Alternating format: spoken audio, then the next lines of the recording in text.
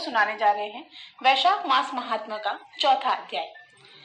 चौथा अध्याय आरंभ करते हैं। नारद जी बोले, हे राजन, जैसे रसों में दूध, दूध से दही और दही से घृत उत्तम है, ऐसे ही मासों में कार्तिक मास से माघ तथा माघ से वैशाख मास अधिक उत्तम है। इसमें धर्म करना बरगद की बराहे की तरह बढ़ता है।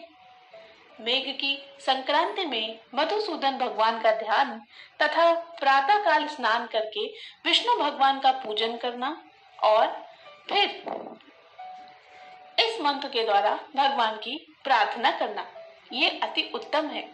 वह मंत्र इस प्रकार है। मधुसूदन देवादिदेव, मैं वैशाख की संक्रांति पर प्रातः काल स्नान करने की कामना करता हूँ। आप इसे निर्विघ्न पूर्ण कीजिए। फिर अर्घ देते हुए कहें, हे मधुसूदन, आपको मैं अर्घ देता हूँ। कृपा करके इसे भली भांति ग्रहण कीजिए। गंगा आदि नदी, तीर्थ, सभी जलाशय मेरे दिए हुए अर्घ को प्रसन्नता से ग्रहण करो और मुझ पर प्रसन्न होकर यथोचित मुझे फल प्रदान करिए। फिर वस्त्र पहनकर आह्निक कर्मों को करें। फूलों से भगवान का पूजन करें। विष्णु भगवान की वैशाख मास संबंधी कथा सुनने से वह कोटि जन्म के संचित पापों से छूटकर मोक्ष को प्राप्त होता है। पृथ्वी, स्वर्ग और पाताल कहीं भी दुख उसे प्राप्त नहीं होता। कभी गर्भ में वह नहीं आता और ना ही दोबारा कभी माता का दूध पीता है। वैशाख मास में जो तेल मलना, दिन में सोना, कांसे के बर्तन में भोजन करना, खाट पर सोना, घर में स्नान, निषिद्ध भोजन, 2 बार भोजन, रात्रि काल में भोजन करता है और उत्तम उत्तम कथाओं को नहीं सुनता है, ना ही किसी तीर्थ में जाकर स्नान आदि करता है, साथ ही साथ न वह दान देता है, तो वैसा व्यक्ति ऐसे आचरणों को करने वाला नरक में जाता है और चांडाल योनि को प्राप्त होता है। उसे कुत्ते की योनि 100 वर्षों तक की प्राप्त होती है। फिर गधे व खच्चर की योनि प्राप्त कर नरकगामी होता है। हजारों ब्राह्मणों की हत्या का पाप किसी तरह दूर हो जाता है, परंतु वैशाख मास में स्नान आदि ना करने से उसका पाप कभी भी दूर नहीं होता। वैशाख मास में नियम पूर्वक कमल के पत्तों पर भोजन करने से सभी पापों से निवृत्त होकर मनुष्य विष्णु लोक को प्राप्त होता है। वैशाख मास में दोपहर के समय मार्ग चलकर अपने घर पर आए हुए या थके हुए ब्राह्मण को सुंदर आसन देकर जो उनके चरणों को दबाता है और चरणोदक को अपने मस्तक पर छिड़कता है, उसके सभी बंधन कट जाते हैं। उसे गंगा आदि संपूर्ण तीर्थों में स्नान करने के बराबर फल निश्चय ही प्राप्त होता है। वैशाख मास में अन्नदान व जलदान ना करने से पाप और दुख कभी भी दूर नहीं होते।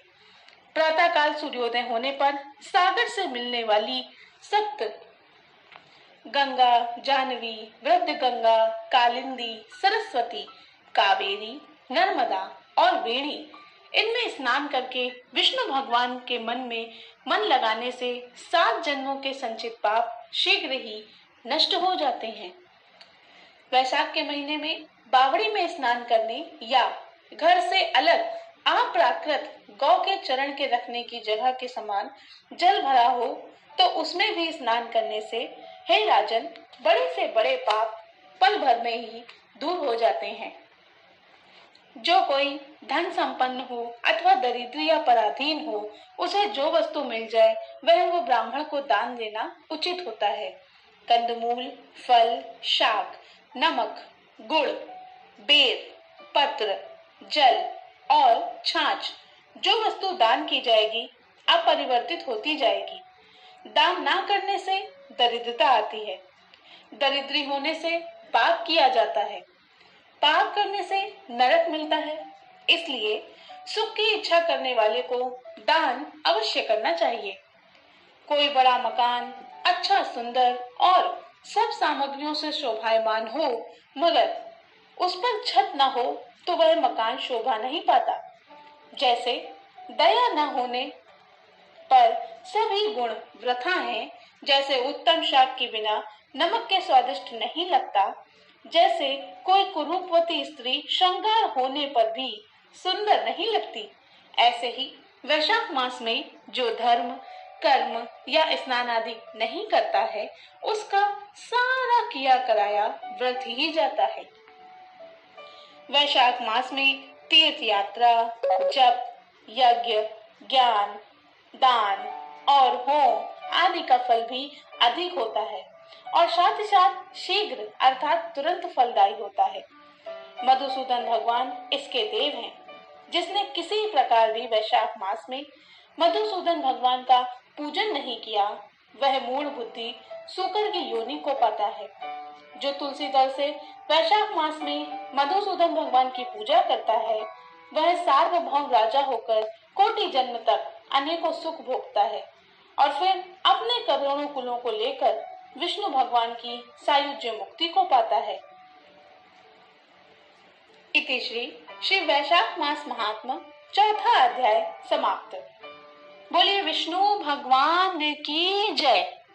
हे भगवान विष्णु, आपके ये वैशाख मास की कथा को सुनने वाले, बोलने वाले और हुकारा भरने वालों पर अपनी कृपा सदैव ही बनाए रखना। दोस्तों, हमारे चैनल पर आपको वैशाख मास